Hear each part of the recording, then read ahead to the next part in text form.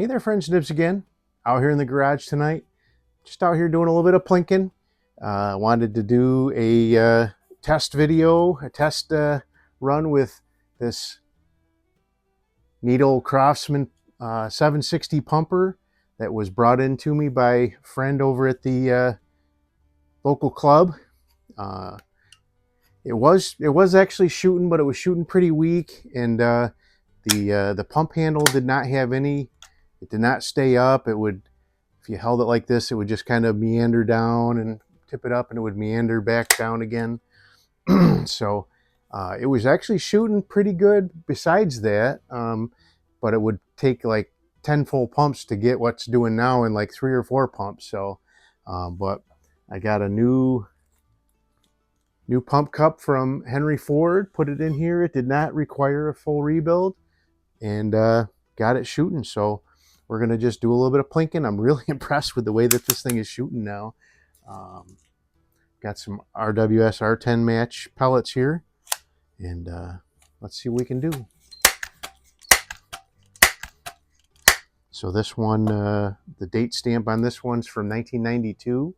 So not super old, but pretty vintage. You know, that's what, 34 years old now. That's pretty good. All right, so we got a splatter burst there. Oop, that went a little high. I actually did just click it up one click.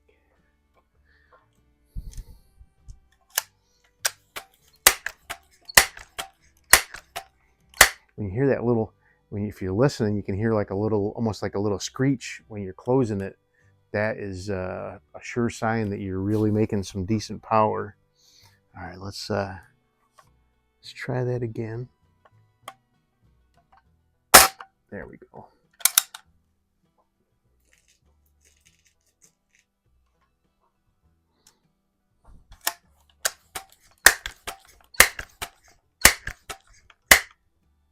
You hear that little eat right at the end?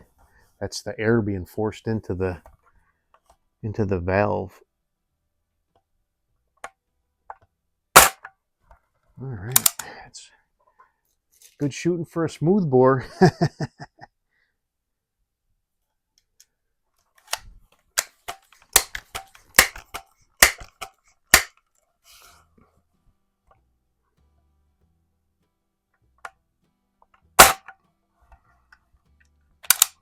Went into one of those 2 holes. Let's just do 1 or 2 more on the splatter burst, and then we'll do some plinking. Really pretty cool. Very inexpensive repair.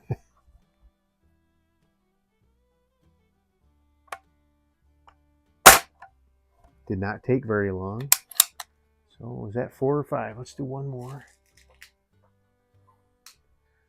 So literally the only thing it required was, so there's a roll pin up here in the front, and then a screw here. You loosen, get the roll pin out, and you loosen that screw because that clamps on the barrel. So you can pull that this block here forward. Then you just slide the whole assembly out, put the new pump cup on the pumping arm, put it all back together. All right, 1 more on the splatter burst.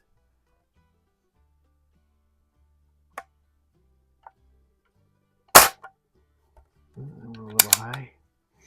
All right. Got the typical cast of characters down there as far as plinking targets.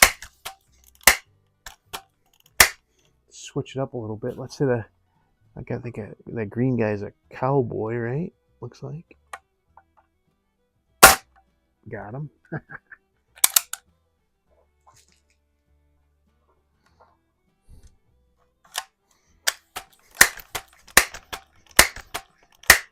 All right, how about the turkey?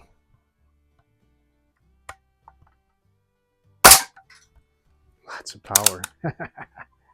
Smacking with authority. I might need to redo that silhouette target. My hinge is getting boogered up with lead, unless I can pick it out of there somehow. All right, we got a couple paintballs there. You think you can hit a paintball? Let's see here. Take a little bit of concentration here. Green one. Oh, knocked the blue one down. Oh, I see what happened.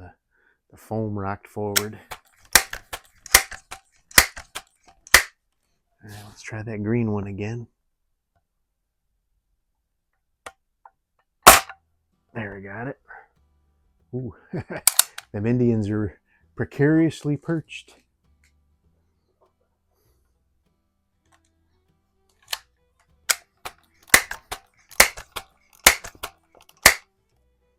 All right, let's hit the pig.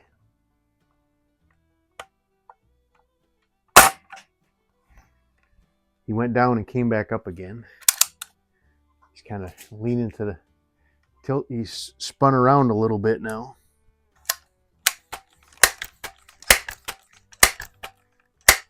All right, let's see. Can I hit that?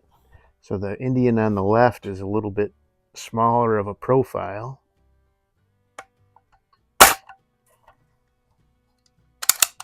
I'm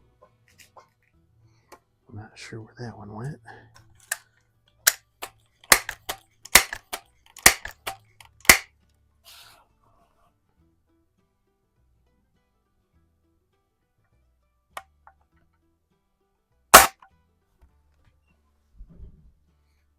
Looks like both of those went just over top, or just to the left of them. Did have a couple on the splatterburst go to the left too, so.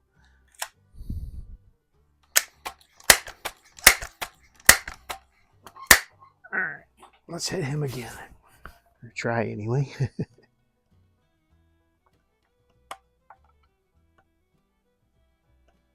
There he goes. I was aiming just a little bit to the right on him now.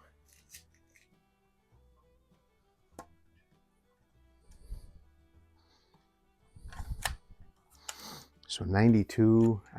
The ones I had were a little bit older when I was a kid, so but this one definitely takes me back.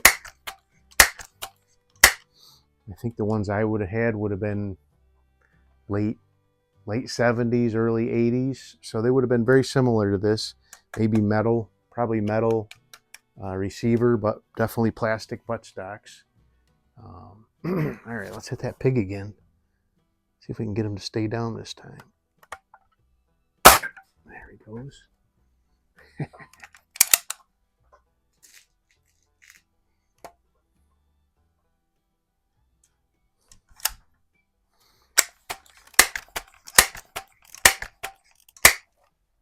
So I did have a 760 when I was a kid as well that I had gotten from my grandfather.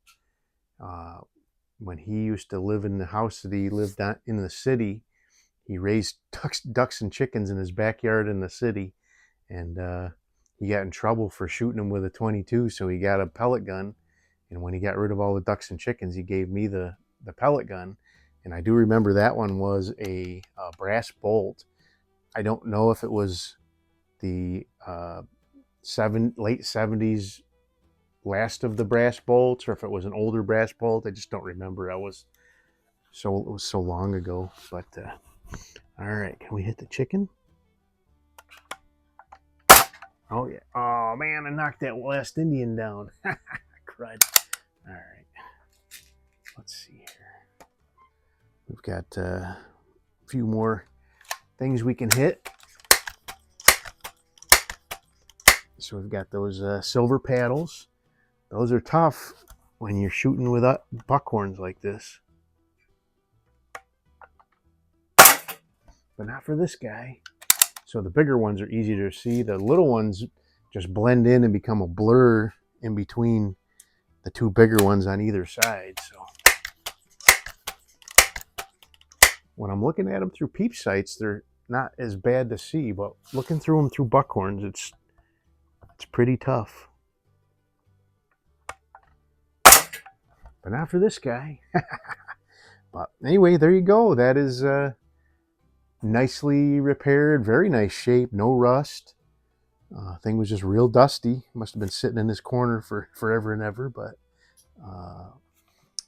So the date code is N, which I guess would be November of 92. I think that's the way they were doing it back then. And then the production code. But really pretty cool. So get this back to him. This week is our last week of Sporting Rifle League. I wanted to get this done and fixed for him before you probably won't see this for a couple weeks. I'm actually scheduling out several weeks worth of videos already, but we'll get this back to him this weekend. He'll be very happy. Hope you guys liked the video. Till next time, have a great day.